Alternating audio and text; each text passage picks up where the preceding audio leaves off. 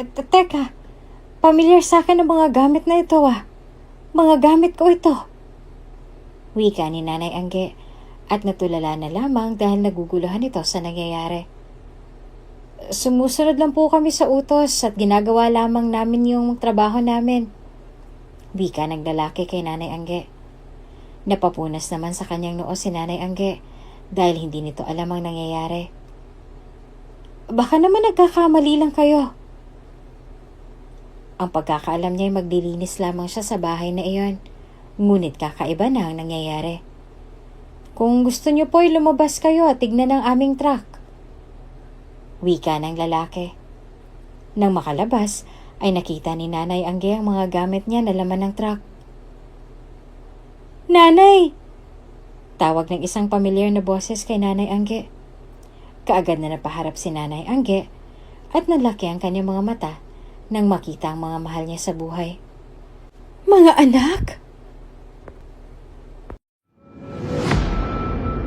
Kung bago ka pa lang sa channel na ito, Ate Jane TV, huwag kalimutang pindutin ang notification bell and subscribe button. Sana po hindi naman malaking abala sa inyo ang pagpindot ng subscribe button dahil ang kapalit po nito ay ang pagsuporta para makapag-produce ng mga libreng stories sa mga channels ni Ate Jane. Maraming salamat! Nanay, kailangan po ba talaga na magtrabaho ka sa Maynila? Umiiyak na tanong ni Lily, ang panganay na anak ni Nanay Angge. Kailangan anak Hindi na kaya ng sahod ko sa paglalako ng gulay para sa ating pang-araw-araw na gastusin. Nakakahiya naman sa tito Nick ninyo. Nakikituloy lang tayo sa kanila at hindi naman pwede na pati pagkain at ibang gastusin ay iaasa natin sa kanya. Paliwanag ni Nanay Angge sa kanyang mga anak at niyakap ang mga ito. Si Nanay Angge ay single mother dahil matagal nang sumakabilang buhay ang kanyang asawa at naiwan kay Nanay Angge ang kanyang 3 anak. Tumango naman ang mga bata sa kanilang ina at naiyak na lamang. Gayunpaman, kahit na naisin man ang mga bata na manatili ang kanilang ina sa kanilang tabi, ngunit sa hirap ng buhay ay kailangan na isaalang-alang ni Nanay Angge ang mga bagay-bagay para sa kinabukasan ng kanyang mga anak. Masakit man kay Nanay Angge na mahiwalay at mawalay sa kanyang mga mahal na anak, ay kailangan nito gawin ang pagsasakripisyo para lamang sa magandang kinabukasan. Matapos na magpaalam, may niyakap ni Nanay Angge ang mga anak at hinalikan isa-isa sa noo. Ate Angge, ako nang bahala sa mga pamangkin ko. Huwag kang mag-alala, hindi ko sila pababayaan. Wika ni Jaime, ang kapatid ni Nanay Angge. Matapos ng pagpapaalam ay sumakay na si Nanay Angge ng tricycle patungo sa bus terminal. Tanging pag-iyak na lamang ang nagawa ni Nanay Angge habang palayo ang sinasakyan na tricycle sa kinatatayuan ng kanyang mga tumatangis na anak. Pagdating sa bus terminal ay napakabigat ng mga paa ni Nanay Angge. Para bang naiwan ang kanyang diwa sa kanyang mga anak. Mabigat para sa kanya na iwanan ang maliliit na mga anak at tutungo sa Maynila para manilbihan. Samantalang ang kanyang mga anak ay hindi niya maaalagaan. Sasakay ka po ba? Paalis na po ang bus. Wika ng konduktor kay Nanay Angge. Opo, sasakay ako. Tipid na sagot ni Nanay Angge at saka pumasok sa loob ng bus at napabuntong hininga na lamang. Pagsakay ni Nanay Angge ay siyang sakto naman na puno na ang bus kaya lumarga na ito. Sa puntong iyon, alam ni Nanay Angge na wala nang atrasa ng desisyon niyang iyon.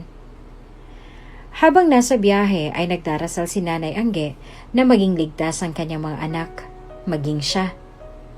Habang bumabiyahe ay nakatulog si Nanay Angge sa bus at nagising na lamang ito sa tunog ng kanyang keypad na cellphone.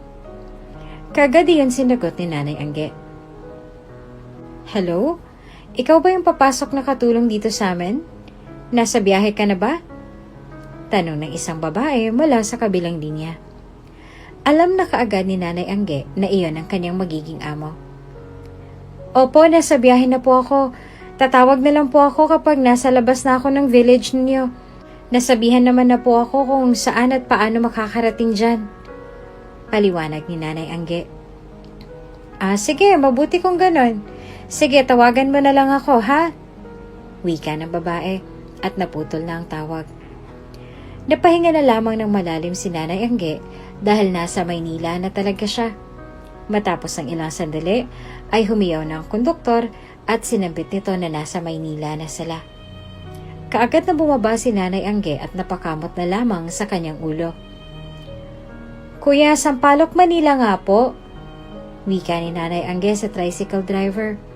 Tumango naman ang driver at pinandar na nito ang kanyang tricycle at hinatid si Nanay Angge sa address na sinambit nito. Nang makarating sa bahay ng magiging amo, ay tumawag ito at malugod naman siyang tinanggap ng isang magandang babae. "Bago ka lang po dito sa Maynila?" tanong ng babae kay Nanay Angge. "Opo ma'am, unang beses ko pong nagtungo dito sa Maynila para mangamuhan. Kailangan ko po kasing magsipag na kumayod para sa 3 kong anak, lalo na't nag-aaral pang mga ito," paliwanag ni Nanay Angge. "Ganun ba? Mabuti naman at hindi ka naligaw, o kaya naman ay nagoyo ng mga masasamang loob. Yung katulong ko kasi noon, unang punta pa lang dito sa Maynila, ayun, tumawag sa akin, umiiyak. Walang pamasahe. Ayun naman pala, nadukutan." Naiiling na wika ng babae at sinenyasan pa si Nanay Angge na maupo. "Bago po ako magtungo dito sa Maynila, nagtanong-tanong na ako at inalam ko na kung ano nga bang dapat gawin. Kahit na bago lang ako dito, palagi ko pong kasama si Magta," makangiting wika ni Nanay Angge. "May kasama ka?" kunot ang tanong ng babae. "Ay hindi po, wala po. Ang ibig ko pong sabihin, palagi ko pong kasama si Magta. Magtanong," wika ni Nanay Angge at napatawa nito ang babae. Nag-usap pa ang dalawa at ipinaliwanag ng babae kung ano ang mga gagawin ni Nanay Angge. "Dito ang magiging silid mo. May kasama ka dyan, si Ate Cecil, yung tagaluto dito sa bahay. Madalas dumalaw dito ang mama ko at panigurado ay magiging magkasundo kayo. Bueno, sige na, magpahinga ka na at bukas mo na lamang umpisahan ng trabaho mo," wika ng amo ni Nanay Angge na si Racy. "Salamat po, madam," wika ni Nanay Angge at inayos na ang kanyang mga gamit. Umalis naman si Racy dahil may gagawin pa ito. Sa unang araw ni Nanay Angge ay nagpahinga lamang siya sa silid at nag-text sa kanyang kapatid na si Jaime na nakarating na siya ng ligtas sa tahanan ng kanyang magiging amo. Kinabukasan ay maaga pa lang ay inumpisahan na ni Nanay Angge ang kanyang trabaho kahit na hindi pa ito nag-almusal para mabawi ang kanyang araw kahapon. "Hello, ikaw ba yung bagong katulong? Ako si Cecil. Wala ako kahapon kasi nag-day off ako. Nag-almusal ka na ba? Mukhang ang dami mo nang nagawa at tagaktak ng pawis mo eh," wika ng isa pang katulong na si Cecil, ang tagaluto sa bahay na yon. "Ah, ikaw pala yung makakasama ko. Ako si Angge. Nanay Angge na lang ay itawag mo sa akin. Kasi may katandaan naman na din ako.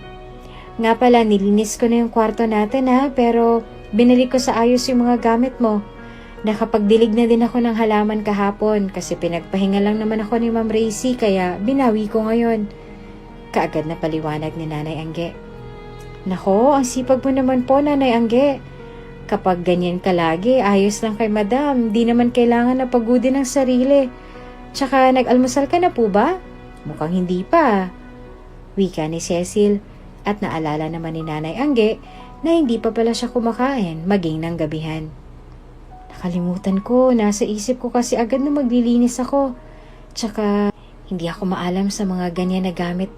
Di uling at di kahoy lang ang gamit namin sa probinsya eh," paliwanag ni Nanay Angge. "Turuan kita, Nanay Angge," nakangiting wika ni Cecil at tinuruan na nga nito si Nanay Angge. Laking pasalamat ni Nanay Angge dahil mabait ang kanyang kasama na si Cecil, maging ang amo na si Racy. Sa pagtagal ni Nanay Angge sa tahanan ni Racy ay madami itong natututunan sa tulong ni Cecil na kanyang kasamahan. Natutuwa naman si Cecil dahil magiliw si Nanay Angge sa gawaing bahay at palaging malinis ang tahanan na siyang ikinatuwa ng amo ni Nanay Angge na si Racy. "Nakakatuwa naman ang linis ng bahay mo, anak," wika ng ina ni Racy. "Si Nanay Angge ang bago kong katulong ang naglinis nitong bahay ko. Ang sipag-sipag nga niya ni Nanay Angge eh," Wika ni Racy at pinuri ang trabaho ni Nanay Angge. Napayuko na lamang si Nanay Angge at nahiya. Aba, mabuti kung ganon. Maayos ang trabaho, hindi tulad nung nakaraan mo nakatulong. Abay, inuuna pang daldal kaysa sa gawa, Diyos ko. Naiiling na wika ng ina ni Racy.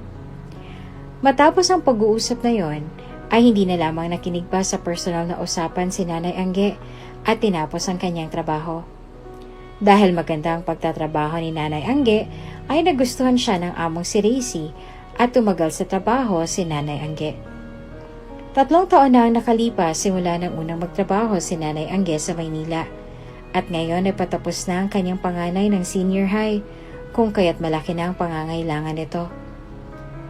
Mama, kailan ka po ba uuwi dito sa atin? Ang tagal na din po nung umalis ka po, malapit ng kaarawan ni Bunso. Makakauwi ka po ba? Tanong ng panganay ni Nanay Angge. Natahimik naman si Nanay Angge sa tanong sa kanya ng panganay niya. Hindi ako makakauwi anak eh. Alam niyo naman na kailangan kong kumayod. Lalo na't malaki na ang bayarin mo sa eskwela. At saka kailangan pa natin mag-ipon ng pera para sa tuition fee mo para sa kolehiyo.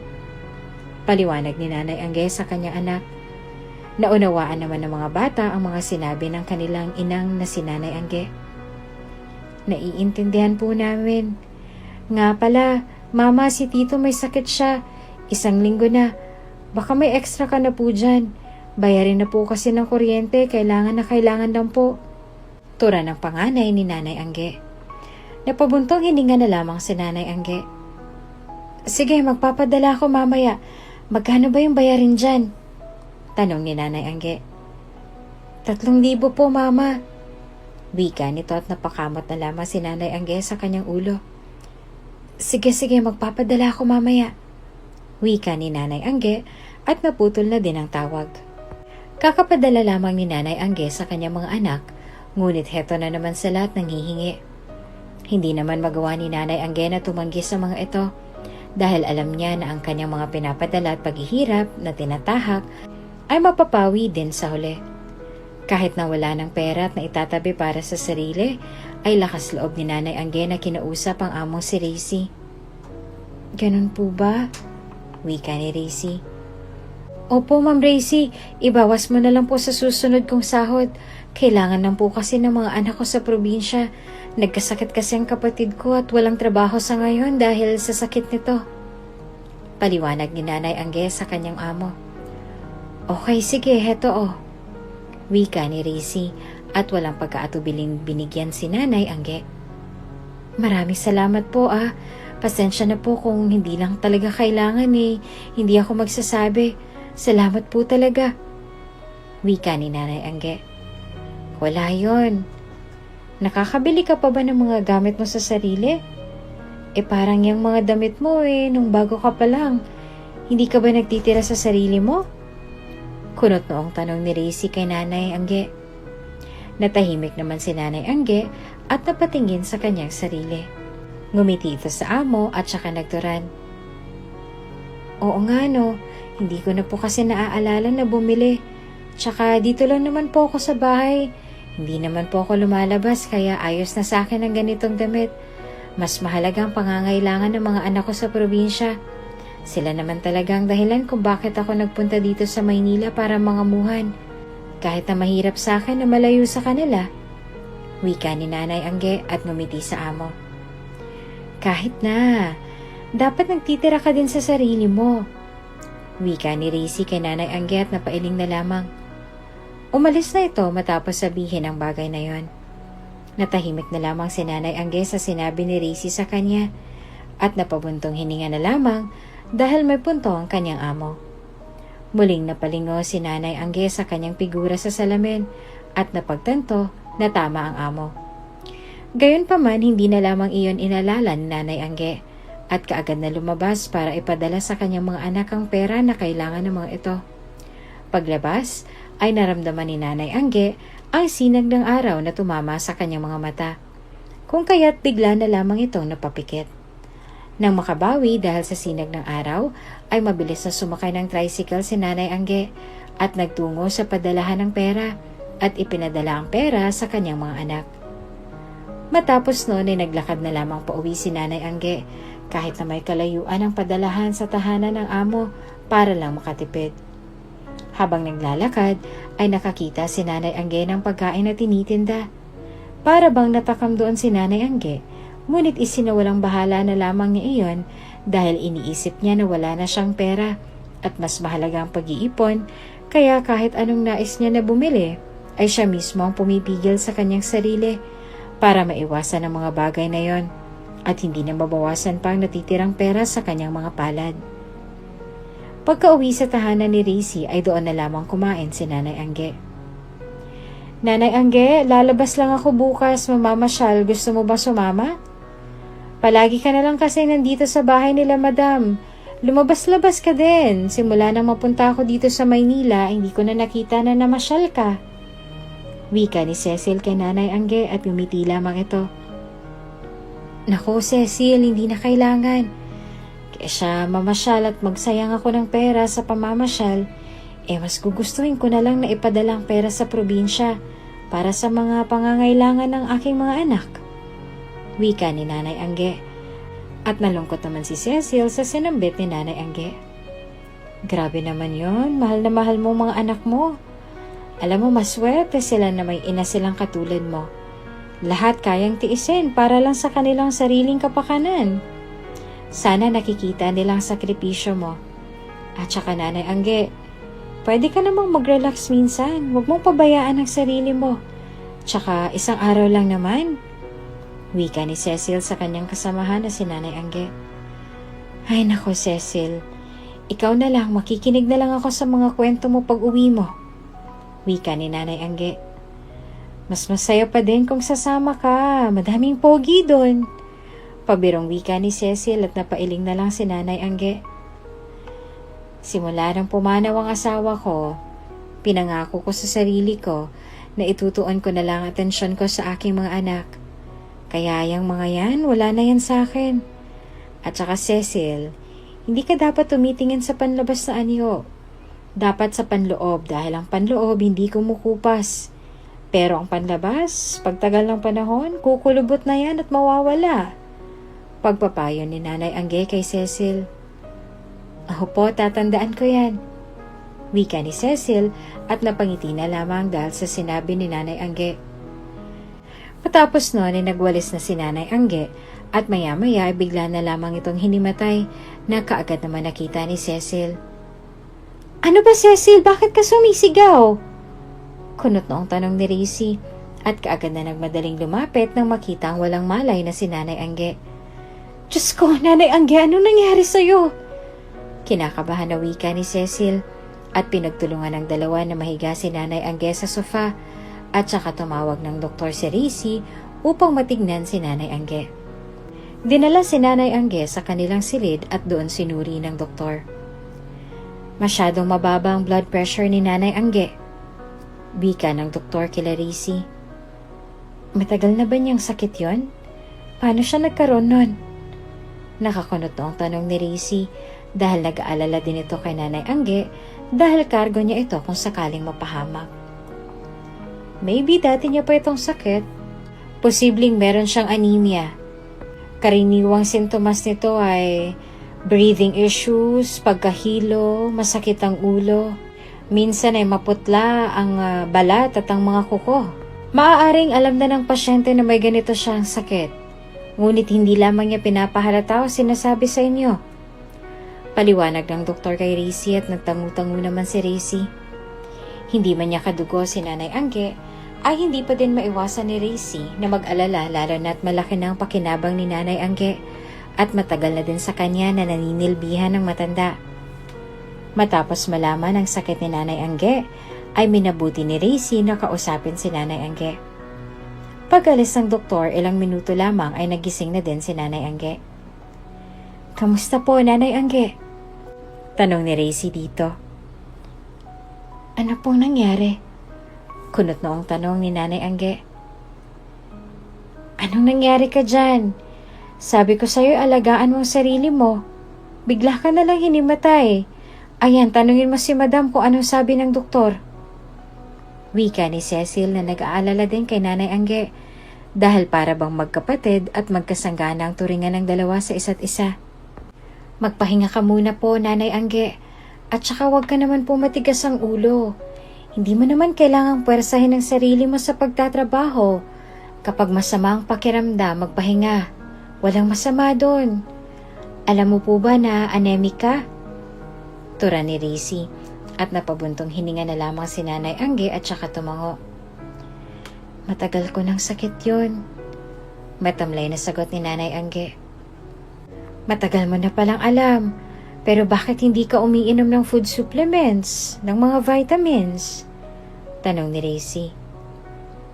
Mas mahalaga kasi na makapagpadala ako sa probinsya, Ma'am Rizy. Kaya ko naman po. Sana wag mo po akong tanggalin sa trabaho. Wika ni Nanay Angge kay Rizy. Napailing na lamang si Rizy at Cecil dahil sa sagot ni Nanay Angge. Alam niyo po, walang masama sa pagmamahal mo sa iyong mga anak. Pero isipin mo din po ang iyong kalusugan, Nanay Angge. Kung may mangyari sa iyo, paano ang mga anak mo? Kaya sana alalahanin mo din ang sarili mo. Wika ni Cecil at hindi na napigilan pa ang kanyang sarili na sumingit sa usapan ng dalawa. Napayuko na lamang si Nanay Angge sa mga sinabi nila Rizy at Cecil dahil tama naman ang mga punto ng mga ito. Pasensya na po kayo kung pinag-alala ko kayo. Huwag po kayo mag-alala, Ma'am. Wala pong mangyayari sa akin, Ma'am Rizy. Wika ni Nanay Angge at ngumiti sa mga ito.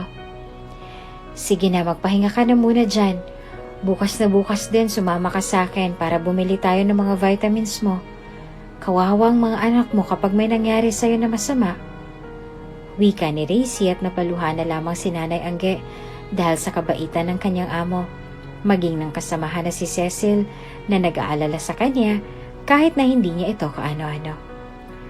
Matapos ang pangyayaring iyon ay nagpahinga na lamang si Nanay Angge sa kanilang silid at inalagaan siya ni Cecil. Nilagnat din si Nanay Angge sa puntong iyon, ngunit hindi niya pinahalata sa mga ito dahil alam niya na mag-aalala ang mga ito at ayaw din ni Nanay Angge na maapektuhan ang kanyang trabaho. Makalipas ang ilang araw ay nagpatuloy sa pagtatrabaho si Nanay Angge kahit na may nararamdaman na ito.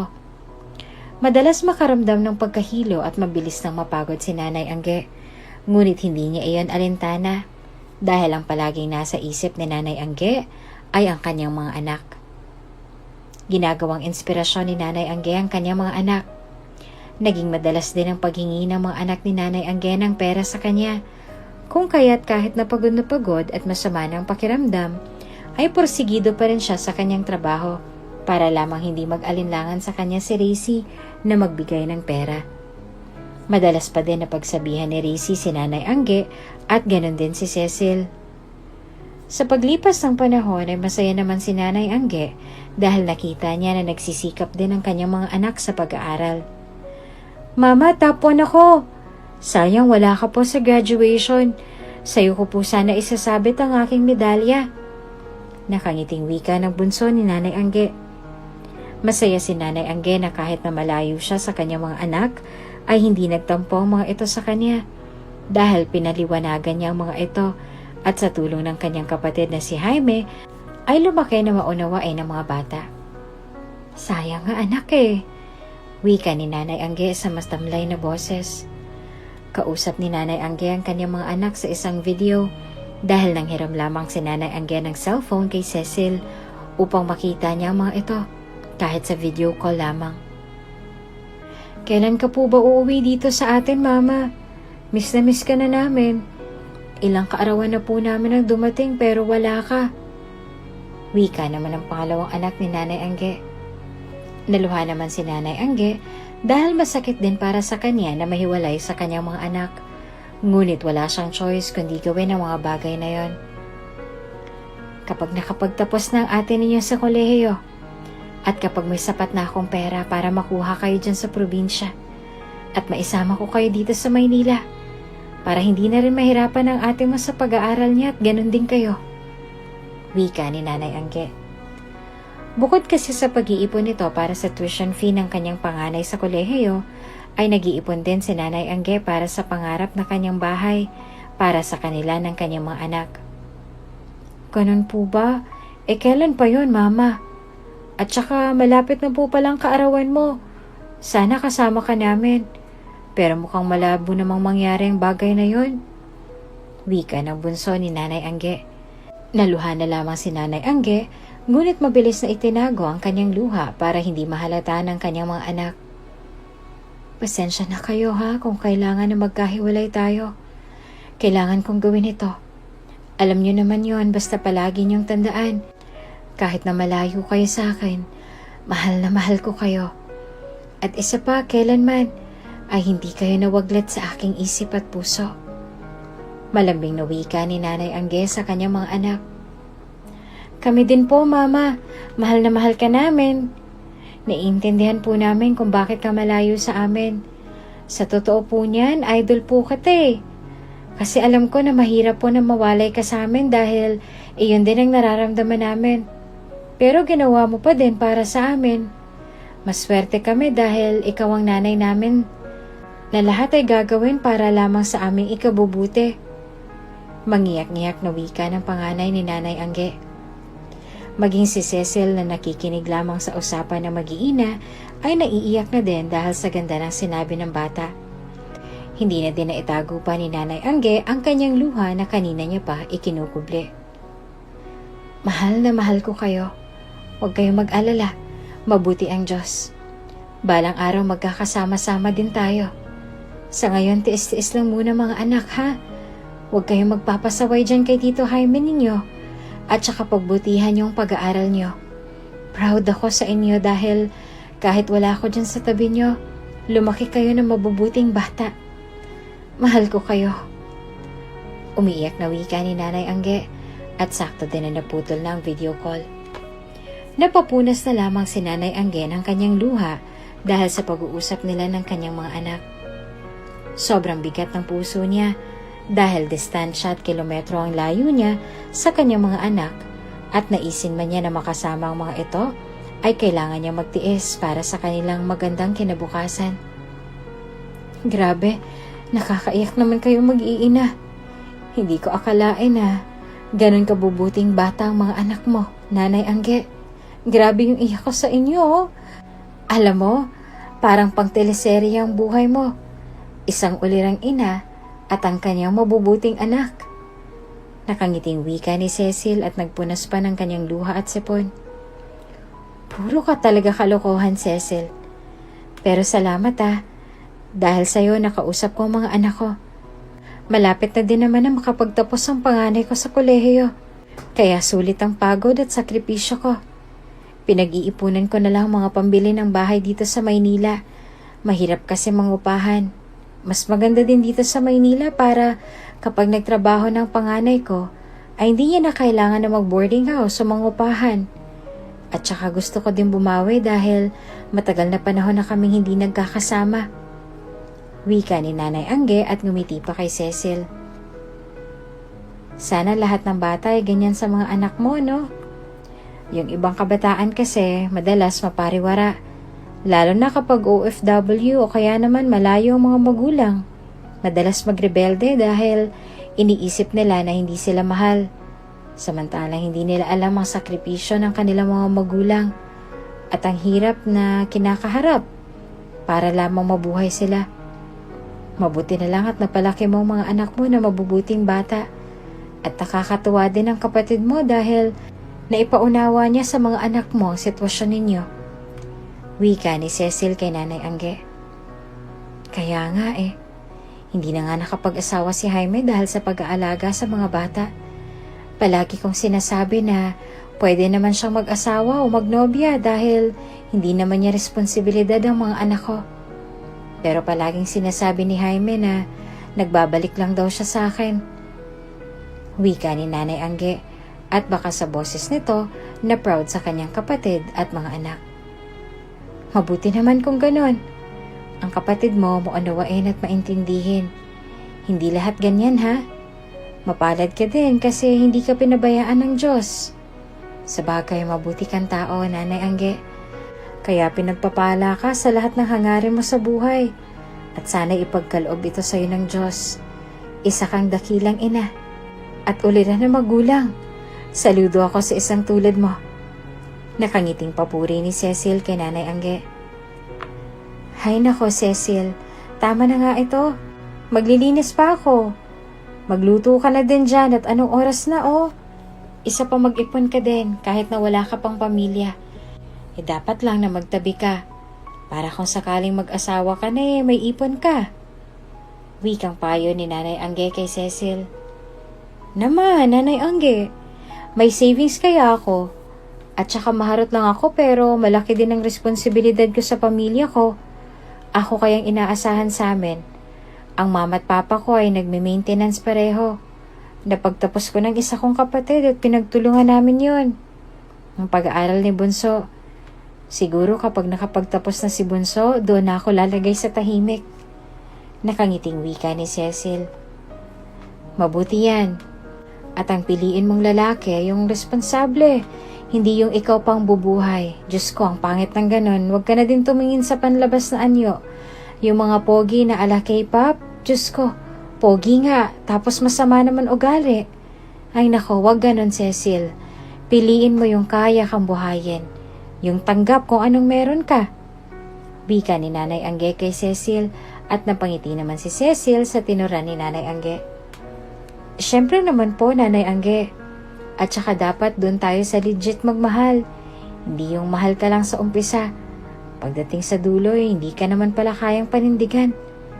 Nakangiting wika ni Cecil. Tama. At saka dapat may trabaho. Hindi makakakain ng pagmamahal, magugutom ka lang. Dagdag pa ni Nanay Angge at natawa naman si Cecil. Nga pala Nanay Angge, malapit na ang kaarawan mo Anong balak mo? Gusto mo bang lumabas tayo? Ililibre kita. Nakangiting wika ni Cecil. Ay nako Cecil, hindi naman mahalaga na maghanda.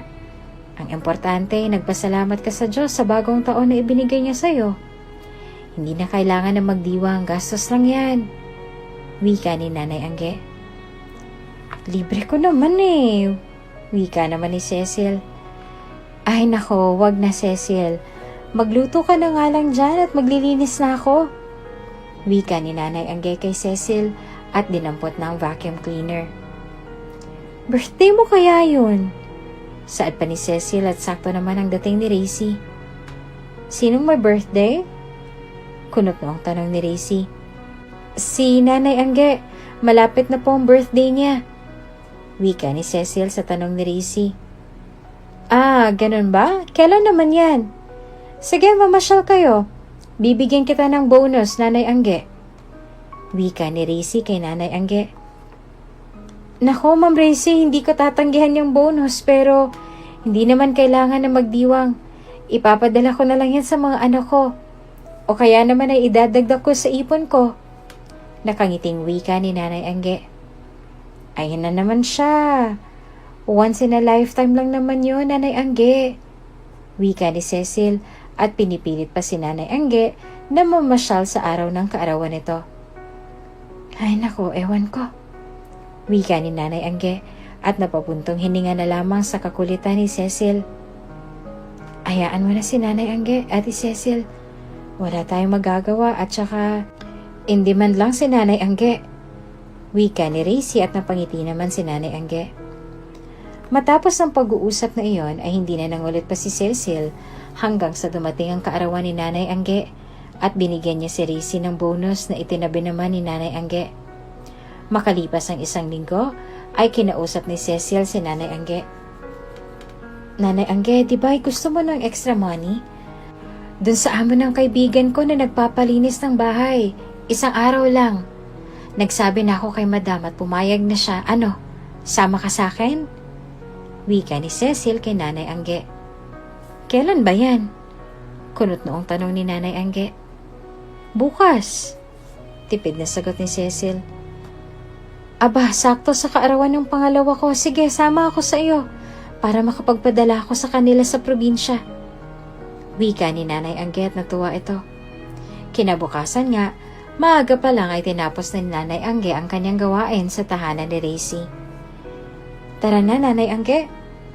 Wika ni Cecil. Sige, tara na. Malaki ba ang bahay ng amo ng kaibigan mo? Wikang tanong ni Nanay Angge kay Cecil. Hindi naman masyado. Medyo malaki naman kasi, 2 palapag. Bagong bili lang kasi yon kaya kailangang palinisan. Wika ni Cecil at napatango naman si Nanay Angge. Sige. Wika ni Nanay Angge at umalis na nga ang 2. Nagtaksi ang 2 at makalipas ang ilang sandali ay nakarating na sila sa isang bahay na may kalalakihan. Dito na tayo, Nanay Angge. Wika ni Cecil at sabay na pumasok ang 2 sa loob ng bahay. Hello po, ikaw po ba si Nanay Angge? Nakangiting wika ng isang babae at may kasama pa ito doon. Ako nga po, mag-uumpisa na po bang maglinis? Tanong ni Nanay Angge.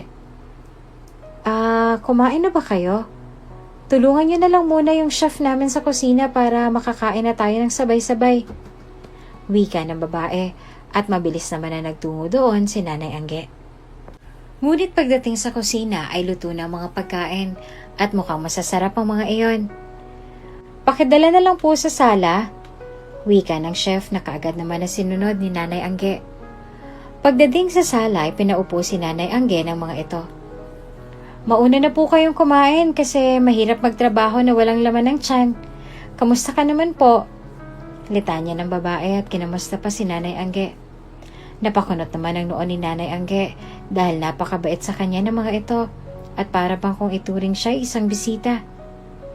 Maayos naman po ako, salamat po sa pagkain. Mukhang masasarap at saka mamahalin. Hindi ko po makakain ng ganyan, busog pa naman po ako. Wika ni Nanay Angge sa mga ito. Wala yon, kumain ka na dyan, Nanay Angge, sige na. Wika ng babae. At dahil ayaw naman ni Nanay Angge na maging agaw atensyon, ay kumain na ito. At nanlaki ito sa lasa ng pagkain. Napakasarap ng mga ito. Ganito yung napanood namin ng mga anak ko nun. Sayang wala sila para makatikim din ng ganito. Wika ni Nanay Angge at naluha pa ito dahil naaalala ang kanyang mga anak. Nagkwentuhan pa ang mga ito at madami pang tinanong kay Nanay Angge. Matapos na kumain, ay pinasunod ni Nanay Angge sa itaas at doon na agad inayos ni Nanay Angge ang mga nakakalat na damit. Nako, hindi yan tutupuin. Mamili ka dyan sa mga damit. Regalo ko na lang po sa inyo yan. Dahil nabanggit sa akin ni Cecil na kaarawan mo daw po nung nakaraan. Wika ng babae at naguluhan naman si Nanay, ngunit namili ito ng damit at isinuot kaagad. Para bang sobrang sayang nadarama ni Nanay Angge at iniisip nito na sana'y kasama niya ngayon ang mga anak. Matapos na mag-ayos sa taas ng bahay, ay muling bumaba sila Nanay Angge at may bigla na lamang na dumating ng mga lalaki at may dala-dala itong mga kahon. Ibinaba iyon ng lalaki at dahil sa pag-aakalang mga gamit iyon ng may-ari, ay binuhat iyon ni Nanay Angge at aksidenteng nabuksan ang isa sa mga ito. Teka, pamilyar sa akin ang mga gamit na to Mga gamit ko to. Wika ni Nanay Angge at natulala na lamang dahil naguguluhan ito sa nangyayari. Kaagad na napatingin si Nanay Angge sa mga lalaki. Ito po kasing sinabi sa amin. Sumunod lang po kami sa utos at ginawa lamang namin yung trabaho namin. Wika ng lalaki kay Nanay Angge. Napupunas naman ang kanyang noo si Nanay Angge dahil hindi na nito alam ang nangyayari. Ang pagkakaalam niya ay maglilinis lamang siya sa tahanan na iyon. Ngunit tila ba kakaiba na ang nangyayari. Baka naman nagkamali kayo. Wika ni Nanay Angge sa mga ito. Kung gusto mo po ay lumabas po kayo, tignan na lamang ang truck namin upang masigurado na nagsasabi ako ng totoo.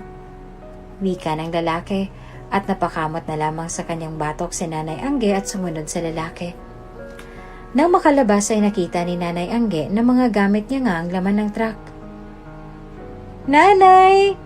Tawag ng isang pamilyar na boses kay Nanay Angge. Kaagad na napaharap si Nanay Angge at nanlaki ang kanyang mga mata nang makita ang mga mahal niya sa buhay. Mga anak! Naiiyak na wika ni Nanay Angge at patakbong lumapit sa kanyang mga anak. Doon na nagpalakpakan ng mga taong naroroon. Surprise! Wika ng mga ito At nagulat naman si Nanay Angge. Kanina pa ako naguguluhan. Ano ba itong nangyayari? Tanong ni Nanay Angge at doon na nagpaliwanag ang mga ito. Ang panganay sa mga anak ni Nanay Angge, sinabi ang naging buhay ng kanilang ina na nagtaguyod sa kanila na mag-isa. Isa ay yung pa-contest ng isang vlogger na tinawag nilang Letter to Your Parents. At doon nagsulat ang panganay na anak ni Nanay Angge ng pasasalamat. At ang sulat nito ang napili sa contest, kaya binigyan ng isang house and lot at trip to Hong Kong ang pamilya ni Nanay Angge. Sobrang saya ng nararamdaman ni Nanay Angge at ang kaibigan na si Cecil ang siyang naging konsyaba ng mga vlogger na yon upang mapupunta si Nanay Angge. Nagkasama-sama muli ang mag-iina, maging ang kapatid ni Nanay Angge na si Jaime.